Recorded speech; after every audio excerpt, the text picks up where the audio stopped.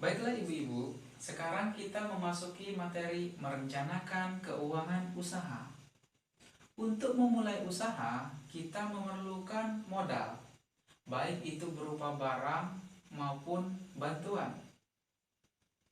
Modal usaha itu bisa didapat dari yang pertama dari diri sendiri atau pribadi. Yang kedua, dari orang lain berupa pinjaman. Yang ketiga, dari orang lain berupa bantuan. Seperti itu. Nah, mari ibu-ibu kita buka eh, buku ini ya, brosurnya ya, halaman 9 ya. Oke, buka Bu ya, sama-sama ya. Oke.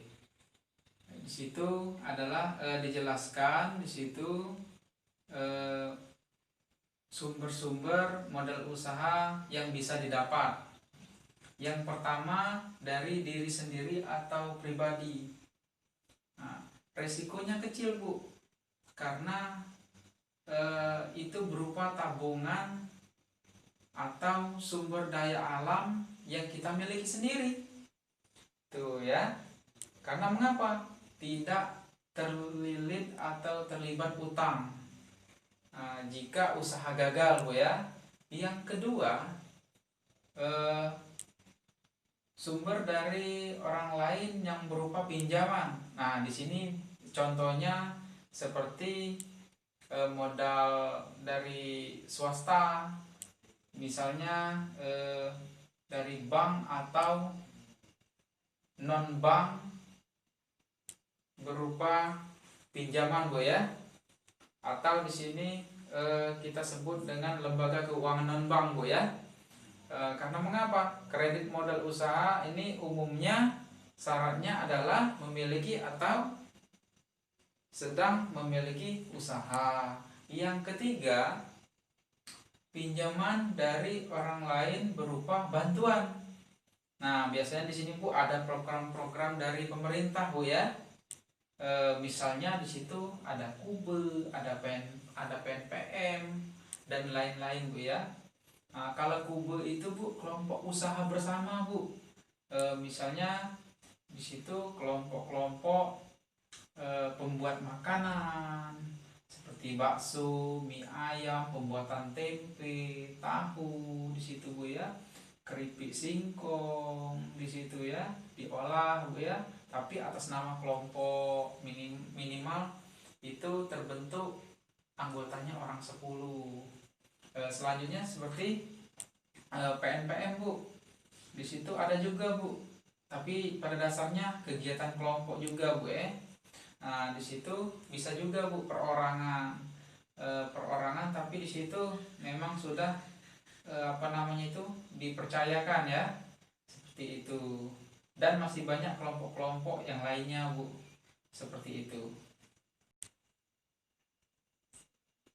Nah, ibu-ibu, dalam menggunakan pinjaman sebagai modal usaha memiliki risiko yang lebih besar dibandingkan menggunakan modal perorangan atau pribadi, ya.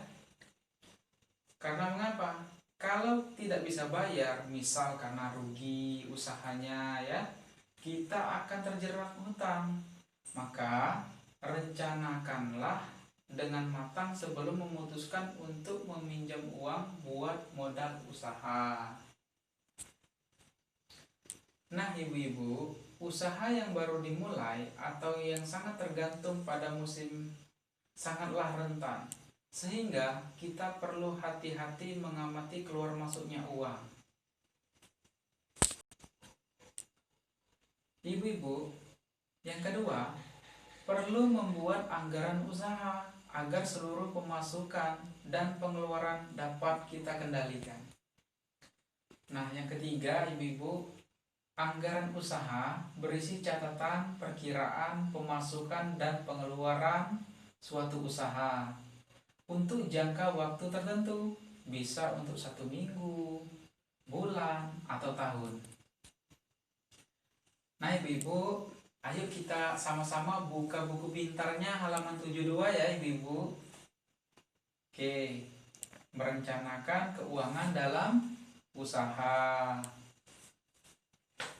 Ya, coba Bu, siapa Bu yang bisa baca untuk membacakan apa isi dari merencanakan keuangan dalam usaha Bu? Oh iya, Ibu Salma. Coba Bu. Oh iya, yang B ya Bu ya. Ibu Lili akan berjualan selama 6 hari dalam seminggu. Dalam satu hari berjualan diperkirakan Ibu Lili bisa menjual ikannya rata-rata 18 ekor dengan harga 5.000 per ekor. Berapakah pemasukan Ibu Lili dalam seminggu nantinya?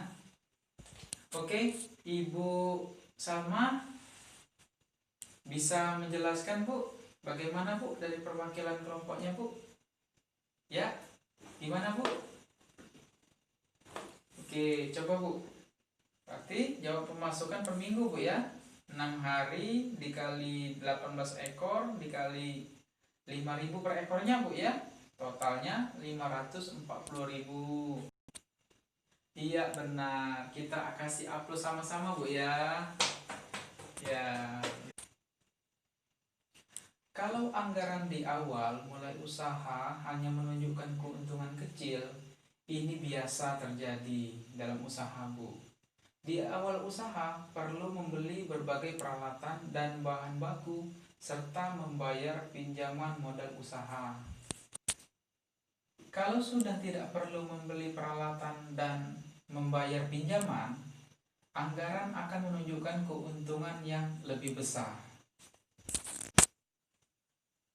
Baik Ibu-ibu, sekarang kita bersama-sama perhatikan flip chart 3B yang ada di dinding Bu ya. Oke, ini adalah rencana anggaran usaha. Rencana anggaran usaha ini dapat membantu memantau pergerakan penghasilan kita Bu ya, sehingga diharapkan dapat membuat kondisi usaha kita berjalan dengan baik. Oke, kita perhatikan anggaran usaha Ibu Yuli ya. Di sini Ibu Yuli usaha berjualan ikan balado. Anggaran usaha dalam per minggu. Perhatikan pada minggu pertama apa-apa saja yang diperlukan.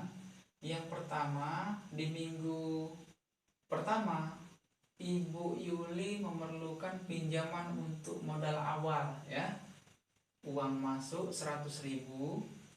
Terus hasil penjualan dalam seminggu itu dia berjualan selama 6 hari dikali 18 ekor, rata-rata yang bisa dijual itu 18 ekor dikali dalam per ekornya itu dia jual 5.000, jadi total 540.000.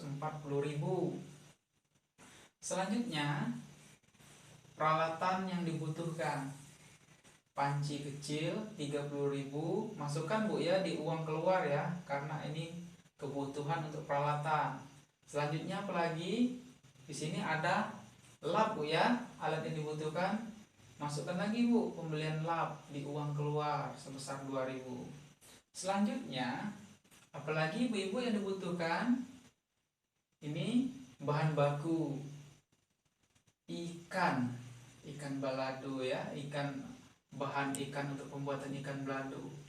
Berapa besar dibutuhkan? Kebutuhan 30 kilo dikali dalam sekilonya itu 10.000 Bu ya, total 300.000. Selanjutnya bumbu 120.000 Bu ya. Lanjut lagi gas 1 tabung 15.000. Pengeluaran lainnya apa Bu? Pengembalian pinjaman Bu ya. Kita tulis di ujung 100.000 uang keluar ya. Nah, baru kita total Bu di sini. Uang masuk dan uang keluar. Uang masuk di total berjumlah 640. Uang keluarnya 567.000 Bu ya. Oke, baru kita cari Bu selisihnya Bu, apakah kita dapat saldo apa tidak. Oke, perhatikan lagi, uang masuk 640.000 dikurangi uang keluar Bu ya, jadi 567.000. Total sisanya 73.000, masih ada sisa Bu ya. Berarti masih ada untung 73.000 untuk masuk di saldo. Selanjutnya di minggu kedua kita perhatikan Bu, pinjaman untuk modal awal. Tidak ada lagi Bu ya, nol, karena sudah dikembalikan. Oke. Hasil penjualan sama seperti di awal 6 hari dalam seminggu dikali 18 ekor dikali 5.000 per ekornya dia jual ya, setelah menjadi ikan belado. Total 540.000 ya. Masukkan di kolom uang masuk. Selanjutnya peralatan panci lap, ini di uang keluar tidak ada lagi karena sudah dibeli di awal. Selanjutnya bahan baku ikan 30 kilo dikali 10.000, totalnya 300.000. Bumbu 120.000 tetap diperlukan. Gas kosong. Mengapa kosong? Karena masih ada sisa isi, jadi belum beli dulu. Selanjutnya lain-lain, pengembalian pinjaman 0. Mengapa 0? Karena Ibu Yuli nggak lagi pinjam sama adiknya. Oke, lanjut. Total sekarang Bu, kita rinci Bu, kita jumlahkan. Uang masuk. Oke, kita turunkan, kita turunkan, jumlahkan 540.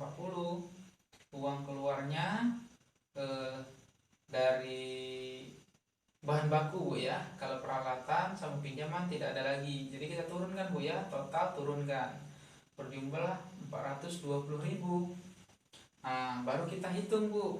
Gimana cara menghitungnya? Mencari saldo A dikurang B Bu ya, atau kolom A dikurang B. Keterangannya uang masuk dikurangi uang keluar. Jadi total uang masuk 540.000 dikurangi uang keluar 420.000, ada saldo 120.000. Oke, kalau dilihat dari flip chart yang ada di dinding, ada perbedaan tidak Bu dari minggu pertama ke minggu kedua?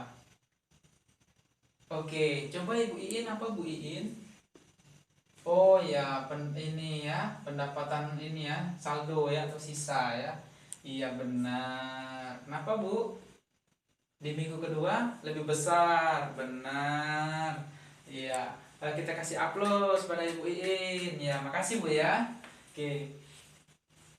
Di minggu pertama itu ibu-ibu wajar ya Bu ya, kalau di minggu pertama itu kecil karena masih banyak peralatan, kebutuhan yang kita beli untuk serangan pendukung. Sementara untuk minggu kedua atau selanjutnya ini hasilnya ini sudah besar. Karena mengapa?